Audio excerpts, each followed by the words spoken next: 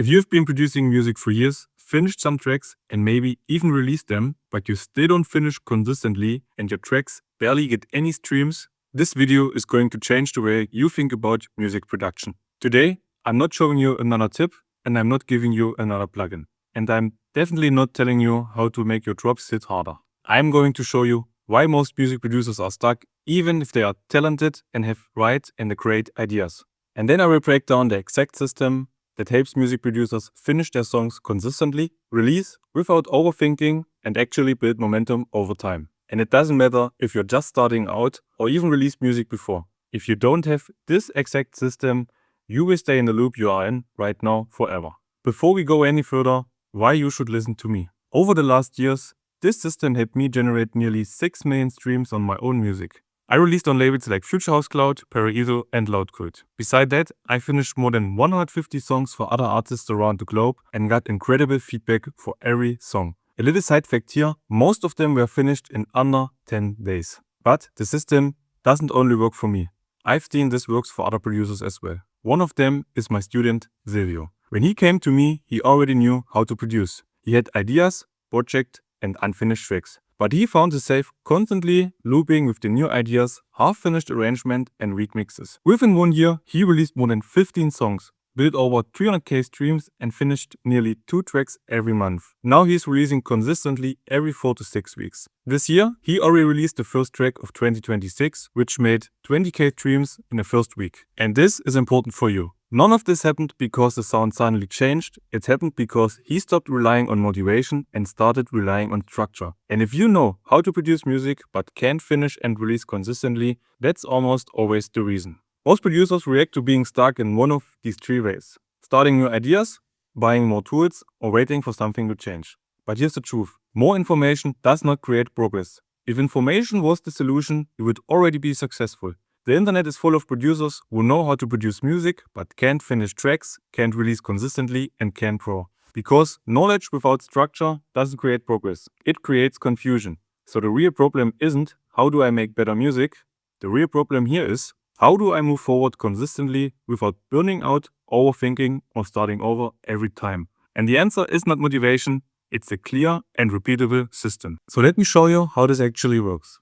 The Launchtab system is divided into 3 different phases. Each phase has 2 important goals. First, it's about learning how to make confident decisions about your own music. Because if you're not able to decide which demos are worth finishing and when a song is actually done, you will be stuck in the streaking. Second, it's about understanding the exact steps inside your production and release process. No guessing, no chaos, just a clear path. Let's start with the first phase. This is where I see most producers struggle. And if you're still watching, this is probably exactly where you are right now.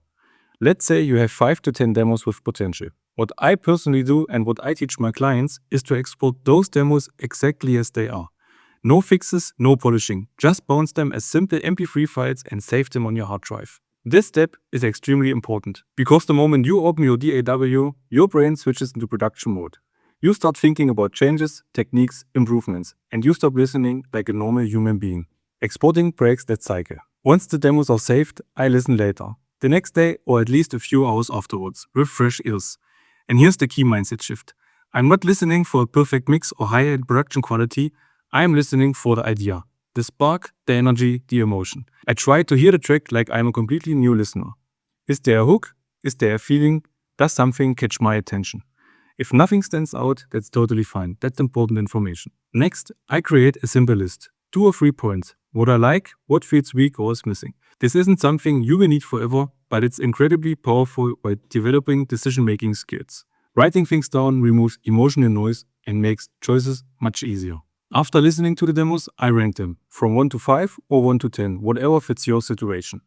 Number 1 is usually obvious. It's the track that gives you that spark again. Number 1 is usually obvious. It's the track that gives you that spark again. The one that reminds you why you started it. Now there's no more maybe. There's a clear winner. That's the track we move forward with. And this is critical. Once the decision is made, commitment matters more than inspiration. Finishing the track becomes the goal, not endlessly looping it. One thing that helped me and my clients love is creating a vision snapshot.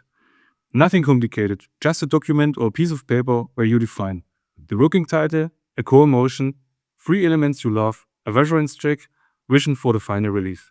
This is your go-to document whenever a track start feels difficult or unclear. Once we have the chosen demo, it's time for the actual production process. Everything starts with the sketch. Most producers are already good at this part, creating loops, ideas, demo concepts.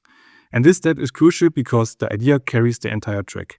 A weak idea cannot be saved by mixing or fancy techniques later. In step 2, the production, we evolve the idea. This is where I focus on sound selection, core elements like drums, bass, leads, and the overall sonic identity. Perfection isn't the goal here.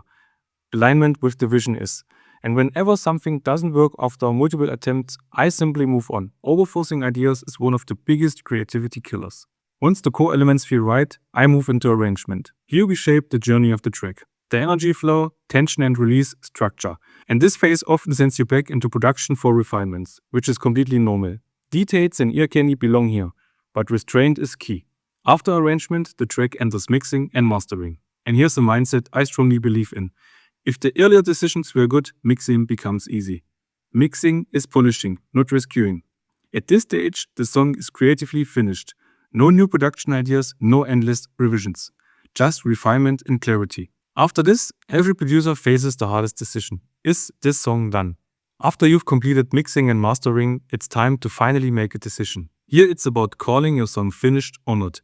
And that's the part where it gets technical and creative. This means the track is finished creative-wise whenever you can answer the questions written down here like I've done it. This is the simplest way to make decisions about a finished song. Don't overthink it and don't overcomplicate it. It's not about feedback or external approval here. It's about your own honest decision. Feedback will come in either way, and no matter what you've done and how your song sounds, the feedback will always be good and bad. Not every single person on this planet can and will like your track. After you finally finished your track, it's time to put it out, the right way. Here you have to decide for one of these two different ways. Either you are choosing an independent self-release or a label release. For both of these two ways are different pros and cons. A label, for example, will completely handle the promotion of your song. Uses an existing network, and after the song is approved, there's nearly nothing you have to do anymore. But on the other hand, you're giving away control and rights. The control on how your song is promoted, how the artwork looks like and when it's coming out, plus the master rights on your track. My experience here is that releasing with labels can be a great starting point whenever you want to build an audience or are still in a phase where you find your own sound. With an independent release, you will have the full control over anything. But on the other side, you're missing on networks and connection. This means you have to put in a lot of work and money to make things work until you can build momentum. For both ways, the goal is to have professional releases which brings you listeners, streams and fans for the long term. Every release is done to work for the last and also for the next one. Not every song will blow up immediately, not every track will become a hit. It's about building consistency, getting feedback and build proof as a music producer. And if you're still watching this, you may have realized it wasn't about your talent, it was about your structure or the time. And if you want help implementing this workflow into your music production instead of trying it for years on your own, there's a link down below where you can book a 1-hour call with me. We will look at your situation, at your workflow, and we will see, does this system make sense for you or not? I will tell you in both ways. In either way, you will leave with clarity and some value after the call.